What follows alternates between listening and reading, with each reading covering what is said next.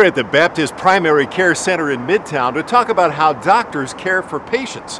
Our cover story takes us to the emergency department at Baptist Memphis to talk about the concept of time is brain and how that is changing stroke care. Doctors say there's a golden hour when it comes to stroke. They call the first 60 minutes after a stroke the most important when it comes to getting someone with symptoms to a hospital to start treatment. Time is brain. The longer you wait, the more likely it is that the damage to the brain is going to be permanent. Baptist Hospital Memphis is working with the University of Tennessee and Sims Murphy Neurologic and Spine Institute to have neurologists on duty in the emergency department during the day when stroke patients arrive. That way, a set of expert eyes is on the patient at the beginning of the assessment process to figure out exactly what's happening. There are two types of stroke: stroke from a ruptured blood vessel and stroke from a blocked artery. If a blood vessel is blocked, the tissue will die at a variable rate, but typically sometime between about 3 and 6 hours after it starts, most of the damage is done. If the vessel can be reopened sometime within that time period, you have a chance of avoiding major or sometimes even all damage.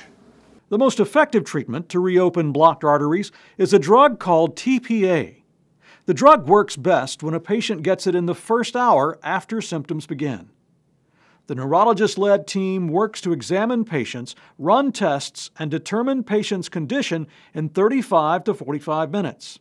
Time is really of the essence. So whether someone comes to us to the emergency department by ambulance, comes by their private car, or the stroke happens while they're a patient here, the goal is to quickly identify the signs and symptoms of a stroke and quickly assess the patient and do all of the things necessary to determine if they're a candidate for treatment.